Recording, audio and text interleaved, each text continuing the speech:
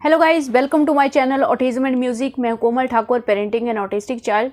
और आज कुछ और कमेंट्स को मैं एक्सप्लेन करने वाली हूं, और जिसमें सबसे पहला कमेंट है NIOS के बारे में। हाय मैम, NIOS किन बच्चों के लिए है, इसके बारे में प्लीज़ बताएं। Looking for admission.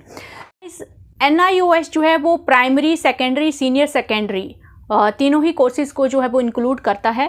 और इसमें 8th क्लास तक के लिए जो है वो ओपन बेसिक प्रोग्राम है, जिसको हम लोग OBE बोलते हैं, ओपन बेसिक एजुकेशन, जो कि NIOS के अंडर ही आता है।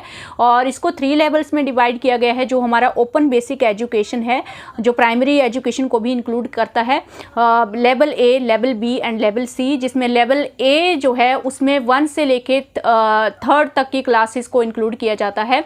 और जो लेवल B है उसमें 4 से यानी कि 4th और 5th क्लास को इंक्लूड किया जाएगा।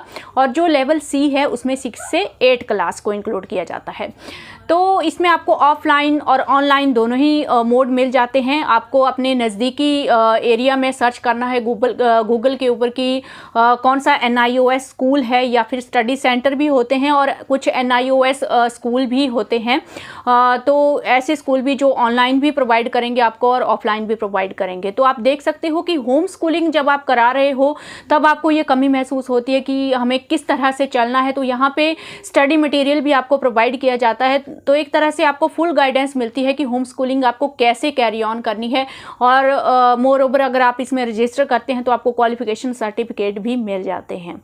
गाइज, ये जो ओपन बेसिक एजुकेशन प्रोग्राम है, या फिर जो NIOS के जो प्रोग्राम्स होते हैं, इसमें जो एजुकेशन होती है वो मोस्टली उन बच्चों के लिए होती है जो कि स्कूल से ड्रॉप आउट कर चुके होते हैं, या फिर किन्हीं रीज़न की वजह से वो बच्चे रेगुलर क्लासेस जो हैं वो ज्वाइन नहीं कर सकते हैं, या फिर हमारे स्पेशल नीड वाले जो बच्चे होते हैं, जैसे कि हमारे ऑटिस्टिक बच्चे। तो इन्हीं के लिए मेनली जो है वो NIOS या फिर open basic education OBE programme जो है वो स्पेशली रिकमेंड किए जाते हैं। तो जो NIOS है गाइज, वो बेसिकली सेकेंडरी और सीनियर सेकेंडरी के लिए है। इसमें बच्चों को 10th और 12th क्लास क्वालिफिकेशन सर्टिफिकेट मिल जाते हैं। सब गवर्नमेंट जॉब्स में, किसी भी यूनिवर्सिटी में, किसी भी प्रोफेशनल यूनिवर्सिटी में, IIT है, जैसे सब जगह पे जो है वो ये वैलिड होती है। तो इस बात का टेंशन लेने का बिल्कुल भी ज़रूरत नहीं है। और इसमें आपको ऑनलाइन क्लासेस भी अटेंड करने को मिल जाती हैं बच्चों को। स्टडी मटेरियल NIOS आप लोगों को सेंड करता है बच्चों को, तो उससे भी हेल्प हो जाती है। और ये जो है गाइस, इसमें एक और प्रोसीजर है, एक और अपॉर्चुनिटी बच्चों को मिल जाती है ऑन डिमांड एग्जामिनेशन का। मान लीजिए अगर कोई बच्चा 10th में फेल हो जाता है, तो रजिस्टर करने के बाद, NIOS में रजिस्टर करने के बाद 45 डेज़ में जो है उसको फिर से एग्ज़ाम जो है देने का मौका मिल जाता है। और उसका 1 साल जो है वो वेस्ट नहीं होता है। बच्चा उसी ईयर में 11th में जो है वो 11th क्लास में एडमिशन ले सकता है। तो एक ये भी बेनिफिट है इसका। अब बात आती है गाइस कि इसमें सिर्फ मुझे एक ही कन्फ्यूज़न बचा है, जिसको भी मैं क्लियर करने की कोशिश करूंगी। कहीं कहीं पे लिखा है कि इसमें 8th और 9th जो है वो क्लियर होनी चाहिए अगर आप 10th क्लास के लिए जा रहे हैं। और कहीं पे लिखा है कि आप सेल्फ सर्टिफाई भी कर सकते हैं, यानी कि 8th 9th का भी कोई ज़रूरत नहीं है। अगर आप एबल है, बच्चा परस्यू कर सकता है 10th क्लास के लिए, अगर आप लोगों को लगता है कि रेडी है, तो आप जा सकते हैं उसमें। तो इसमें क्या है, बेसिकली इसका जो हमारे ऑटिस्टिक बच्चों के लिए क्या बेनिफिट है, अब वो डिस्कस करते हैं। मैक्सिमम पेरेंट्स ये पूछते हैं कि अगर हम लोग अपने बच्चों को होम स्कूलिंग करवाते हैं तो एग्ज़ाम का क्या क्राइटेरिया होगा, को सर्टिफिकेट कैसे मिलेंगे।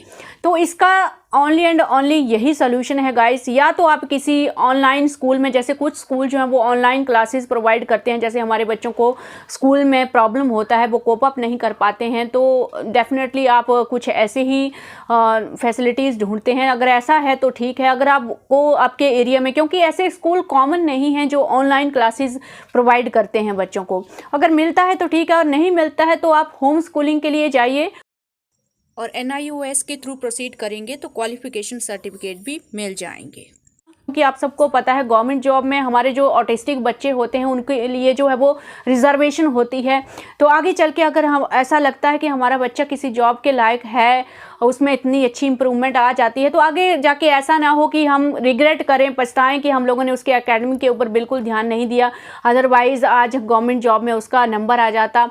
तो ये सब चीज़ें जो हैं वो इनको आप सोच समझ के चलिए। अगर स्कूल में आप लोग नहीं कर पा रहे हैं तो होम स्कूलिंग कराइए, तो जो अपॉर्चुनिटीज़ हैं गवर्नमेंट जॉब में, जो रिजर्वेशन है उसका हम लोगों को बेनिफिट मिल जाएगा। तो अगर हम खुद अर्नब के लिए यही सोच रहे हैं, अगर अभी तो ये भी सिचुएशन है ना कि 8th क्लास तक तो किसी बच्चे को फेल नहीं कर सकते हैं।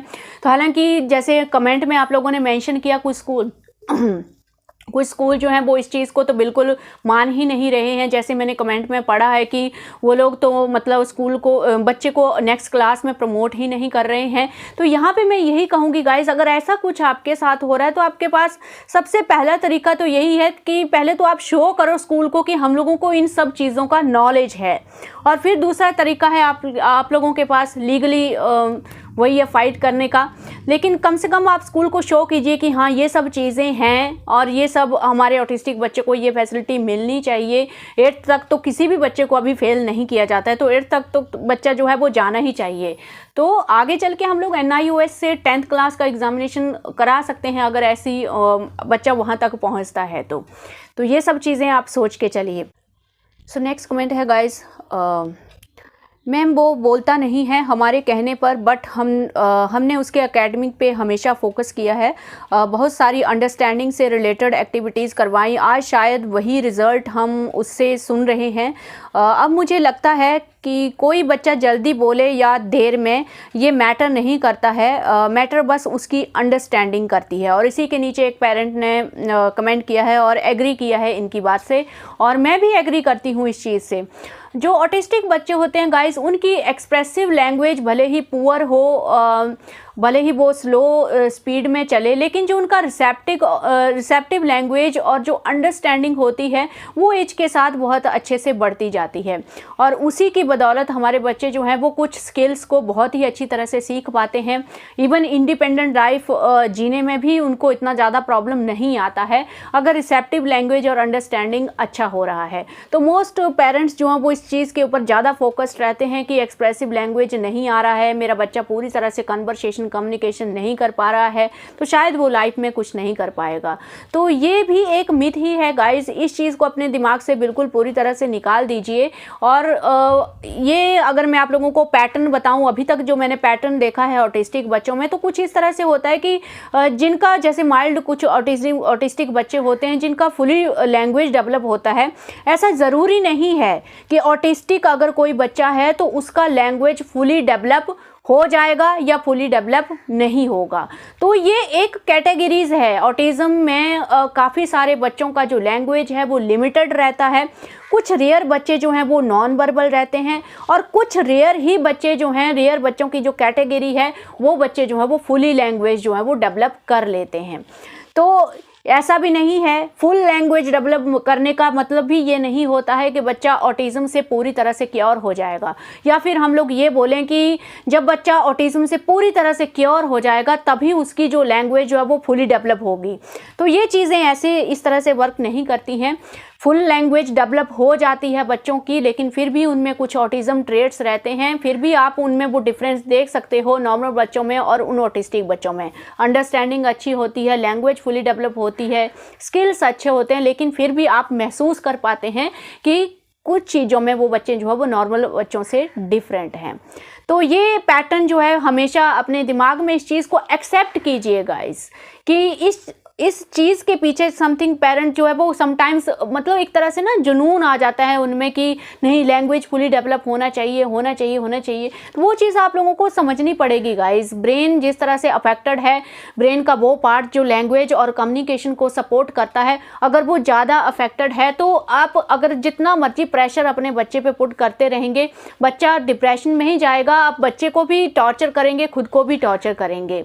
तो ये भी ज़रूरी नहीं है कि अगर लैंग्वेज वाला पार्ट जो है ब्रेन का अफेक्टेड है तो बाकी पार्ट जो है वो भी ज़्यादा अफेक्टेड होंगे। तो उन चीज़ों के ऊपर बेसिकली कहने का मेरा मतलब ये है कि फोकस हम लोगों को वहाँ करना है जहाँ जो ब्रेन के पार्ट हैं, जैसे सोशलाइजेशन है, कोई स्किल है, जैसे अर्नव का म्यूज़िक में इंटरेस्ट है, कुछ बच्चों का स्पोर्ट्स में होता है, ड्राइंग में होता है, स्विमिंग में होता है, उन चीज़ों के ऊपर आप ज़्यादा फोकस कीजिए, क्योंकि वहाँ पे आपको रिजल्ट जो है वो बहुत कम एफर्ट के साथ और बहुत अच्छे रिजल्ट्स मिलेंगे। तो यही बात है, इन्होंने बिल्कुल अच्छी बात कही है यहाँ पे कि अंडरस्टैंडिंग और रिसेप्टिव लैंग्वेज अच्छी है तो भी आपको टेंशन लेने की ज़्यादा ज़रूरत नहीं है। बच्चा आपके कंट्रोल में होता है, बच्चे का कमांड फॉलोइंग अच्छा होता है, पब्लिक में भी आप बच्चे को कंट्रोल कर पाते हैं। तो आई थिंक यहाँ पे भी हम लोग बोल सकते हैं कि हम 70-80% सक्सेसफुल हो जाते हैं अपनी ऑटिज्म जर्नी में। नेक्स्ट कमेंट है, मैम मेरा बेटा 6 इयर्स का है, मैं काफ़ी सालों से उसके साथ वर्क कर रही हूँ, उसमें बहुत इम्प्रूवमेंट है, वो नीड बेस्ड कम्युनिकेशन करता है, सारी एक्टिविटीज़ करता है, पर उसको 2 मिनट के लिए भी छोड़ दो तो विजुअल स्ट्रीमिंग करने लगता है, किसी चीज़ को देखता रहेगा, इसके लिए क्या करें। 6 इयर्स की इसकी एज है, बच्चे की सारी एक्टिविटीज़ करता है, काफ़ी अच्छी उसमें इम्प्रूवमेंट है। तो यहाँ पे गाइज़ एक चीज़ मैं आप लोगों को थोड़ा सा समझाना चाहूँगी। गाइज़ जब भी मैं नॉर्मल बच्चे, ऑटिस्टिक बच्चे की बात नहीं कर रही हूँ, हम सब की बात कर रही हूँ, जब भी हमारे पास कोई फ्री टाइम होता है तो हम उस फ्री टाइम का यूज़ कैसे करते हैं? हम कुछ इस तरह से उस फ्री टाइम का यूज़ करते हैं कि हम लोगों को कोई स्ट्रेस ना हो, कुछ ऐसी एक्टिविटी करते हैं जिससे हम लोगों को मज़ा मिले, हमारा एंटरटेनमेंट हो और मतलब बिल्कुल सुकून भरे तरीके से हम उस फ्री टाइम को इंजॉय करने की कोशिश करते हैं। तो सेम चीज़ हमारे ऑटिस्टिक बच्चे भी करते हैं। उनके लिए सबसे सुकून देने वाली चीज़ क्या है? Streaming behaviour. अगर विजुअल स्ट्रीमिंग है तो विजुअल स्ट्रीमिंग बिहेवियर दिखेगा, ऑडिटरी है तो ऑडिटरी दिखेगा आपको। तो डिफरेंट जो भी बच्चे में स्ट्रीमिंग इशू होते हैं, बच्चा फ्री टाइम में वही चीज़ करता है। अर्नव को वर्बल स्ट्रीमिंग का प्रॉब्लम है तो अर्नव फ्री टाइम में वर्बल स्ट्रीमिंग करने की कोशिश करता है। तो ये चीज़ आप देख सकते हैं। तो ये एक नॉर्मल चीज़ है, मुझे नहीं लगता कि ये एक अबनॉर्मल चीज़ है। बस इसमें प्रॉब्लम तब आती है जब जैसे आप दिन में 1 घंटा 2 घंटा आपने उसको पढ़ा लिया, कुछ सिखा लिया, तब बच्चे ने बहुत अच्छे से कोऑपरेट किया, लेकिन बाकी का पूरा दिन 7-8 घंटे जो भी है उसमें बच्चा अपनी स्ट्रीमिंग बिहेवियर ही करे जा रहा है, तो वो प्रॉब्लमेटिक है। बीच बीच में जो आपने बच्चे को स्लॉट दिए हैं, बच्चे को फ्री टाइम का जो आपने गैप दिया है, इंटरवल दिया है, उसमें बच्चा अगर स्ट्रीमिंग बिहेवियर करता है, वो भी अगर 15-20 टाइम्स बच्चे ने स्ट्रीमिंग बिहेवियर कर लिया, फिर आपने देखा कि अब ज़्यादा ही हो रहा है, तो उस टाइम पे आप लोगों को उसको डिस्ट्रैक्ट करना है, उसको कुछ इस तरह से एंगेज करना है कि फ्री टाइम में भी वो वाली एक्टिविटीज़ करे जिससे उसकी कुछ स्किल्स जो है वो इम्प्रूव हो। तो ये जो चीज़ है वो मैंने अपने जस्ट रिसेंट वीडियो में ही डिस्कस की है कि कैसे आप एंगेज करेंगे, कैसे बच्चा सेल्फ एंगेज करेगा अपने आप को फ्री टाइम में, क्या क्या चीज़ें आप लोग कर सकते हैं, ये मैंने अपने रिसेंट वीडियो में डिस्कस किया है। आप वो वीडियो देख सकते हैं, लिंक आपको डिस्क्रिप्शन बॉक्स में मिल जाएगा। तो इस चीज़ से घबराने की ज़रूरत नहीं है गाइस। ये जो अभी जस्ट 6+ की जैसे 6 इयर्स की एज है, तो धीरे धीरे ये जो स्ट्रीमिंग बिहेवियर होते हैं और रिड्यूस होंगे आगे। जैसे ये बहुत अच्छे से कोऑपरेट कर रहा है बच्चा, इतने अच्छे तरीके से एक्टिविटीज़ कर रहा है, इम्प्रूवमेंट है उसमें, तो धीरे धीरे आप देखोगे बच्चे का ये जो टाइमिंग होता है स्ट्रीमिंग का, ये और ज़्यादा रिड्यूस होने लग जाता है। तो डेफिनेटली आप सही जा रहे हैं। यहाँ पर मैं इनको यही बोलूँगी कि घबराने की ज़रूरत नहीं है, बस ज़्यादा देर तक आप करने मत दीजिए, लेकिन फ्यूचर में आप देखो ये स्ट्रीमिंग बिहेवियर और ज्यादा रिड्यूस होगा, जैसे कि हम लोगों ने अर्नव में देखा। सो नेक्स्ट कमेंट है गाइस, कॉम्प्रीहेंशन फॉर ग्रेड 1 कैसे सिखाऊं? तो ये ऑब्वियसली हमारे बच्चों को ये प्रॉब्लम आती ही है। लैंग्वेज इतना अच्छा नहीं होता है, अंडरस्टैंडिंग इतनी अच्छी नहीं होती है, तो कॉन्सेप्ट इतने वाइड जो चैप्टर होते हैं, 2-3 पेज के इतने लॉन्ग लेसन होते हैं, वो कैसे उनको समझ में आएंगे? तो यहाँ पे इसका सॉल्यूशन ये हो सकता है गाइस कि जब भी आपने देखा होगा, जैसे मैंने भी अर्नव को देखा है, आप जब इनको पूरा लेसन, रीडिंग राइटिंग ठीक है, लेकिन जब पूरा लेसन आप रीड कराते हैं तो इनके लिए ये पॉसिबल नहीं होता है कि पूरा लेसन रीड करके पूरा मतलब समझ में आ जाए कि इस लेसन में क्या हो रहा है। तो उसके लिए क्या होता है, आप लोगों को एक फ्लो चार्ट बनाना है। मैंने पहले भी ये चीज़ डिस्कस की है। जैसे कोई भी स्टोरी है, फर्स्ट क्लास में मुझे याद है सोनू मोनू गोनू वाली जो स्टोरी है, जिसमें वो तीनों ही डिफरेंट हाउसेस बनाते हैं, डिफरेंट डिफरेंट मटेरियल से वो लोग हाउसेस बनाते हैं, तो उसमें वही करना है आपको। फ्लो चार्ट में साइड में बच्चे को एक पेपर पे आप समझाइए कि ये लेसन में कौन कौन से कैरेक्टर हैं। इसमें मेनली 3 कैरेक्टर हैं, सोनू, मोनू, गोनू। एंड देन आप बॉक्सेस में, जैसे फ्लो चार्ट आप लोगों को पता ही होगा कैसे बनाते हैं, बॉक्स में आप लिखते चलिए रेक्टेंगल में सोनू, मोनू, गोनू, एंड देन नीचे इसको मैंने बोर्ड पे बहुत अच्छे से एक्सप्लेन किया है एक वीडियो में, स्कूलिंग प्लेलिस्ट में आप ज़रूर चेक कीजिएगा। तो वहाँ पे आप उसका जस्ट ये समझाइए कि ये 3 कैरेक्टर हैं और 3 कैरेक्टर के 3 डिफरेंट हाउसेज उन्होंने बताए हैं। स्ट्रॉ हाउस है, शायद एक लकड़ी से था और दूसरा पता नहीं किससे था, मुझे याद नहीं आ रहा है ये स्टोरी का। तो वो आपको मेन चीज़ें दिखानी है कि कौन कौन कैरेक्टर है, कौन कौन कैरेक्टर क्या कर रहा है, और कुछ इमोशंस होते हैं, कुछ लेसन्स होते हैं जिनको बच्चा लेसन से सीखता है, तो वो चीज़ थोड़ी सी समझाने की कोशिश करनी है। पूरा लेसन आप चाहोगे तो भी बच्चे को समझ में आना बहुत मुश्किल है।